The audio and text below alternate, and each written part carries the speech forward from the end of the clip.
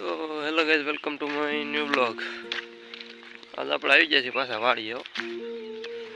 સવારમાં જે દી ઉગ્યો નથી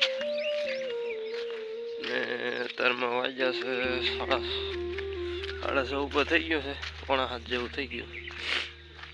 અત્યારમાં ગાડી લઈને આવી ગયા છે એટલે થોડુંક ઠંડી જેવું હતું તો કોટ પહેરી લીધો હતો.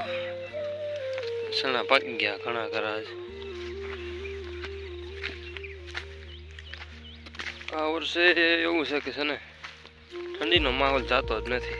સવારમાં ઠંડી પડે ને આખો દિવસ તડકો એવો પડે.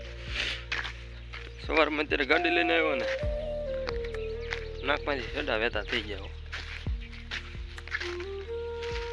હવે ચાલુ કરી દેવી છે ને આ વાટવાનું. વાલો બાકા જીકી બોલાવી દેવી બપોર હોય દી આજે કારણ કે 2 જણા વધવાના છે. તો 5 જણા અમે ને 7 જણા જ વાટવાનું છે. આપણે સીણ્યા 15 વીઘાના હશે. તો કેટલાક થાય થોડાક જરાક કમેન્ટમાં બતાવી દેજો. અને તમારા સીણાની સિઝન કેવી અત્યારે ચાલુ છે કહી દેજો. આપણે હવે ચાલુ કરી દેવાનું છે વાટવાનું. તો કાલે તમને બતાવ્યા હતા કે આ બાજુ વાટ્યા હતા. તો આજે કાલે નહીં પરમ દિવસે વાટ્યા હતા આ બાજુના. પછી થોડા ઓલી બાજુ વાટ્યા હતા કાલ અને આ બાજુ વાટ્યા જોઈ જુઓ. ને હવે આ બધું ચાલુ કરવાનું છે આજે. સામે સુધી વાટવાના અને આ બધા પાકી ગયા છે. થોડા છે લીલા હોય છે.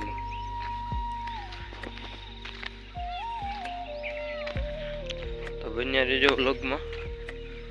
આપણે એના વાટવાનું ચાલુ કરીશું. હાલો હવે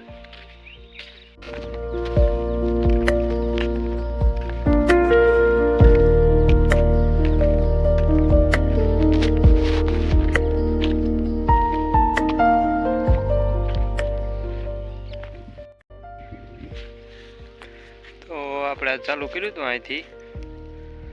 આ બધું વાટ નાખ્યું ને આ બધું હોય ત્યાં વાટું વાત ચાલુ હે. બપોર ચડી ગયા છે તો હવે વ્યાજ કરે 3 વીઘા જેવું વાડી નાખ્યું આજે. બાકી હવે બીજું કાલે વાટશે. તો હાલો હવે ઘરે વ્યાજ આવી. એટલા વટાઈ જાય છે.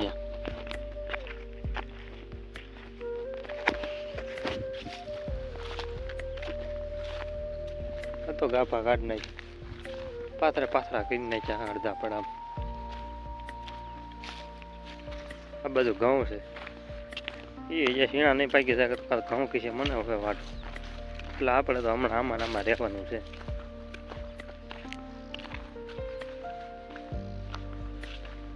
કોઈ દી દાંતડા નાખવાના બપોર સુધી. બપોર સડી ગયા છે તો ઘર ભેગા થઈ જાય. ભૂખાઈ લાગી છે ઘણી. તો ચાલો મળી જાવે નવા વ્લોગમાં. Bye bye.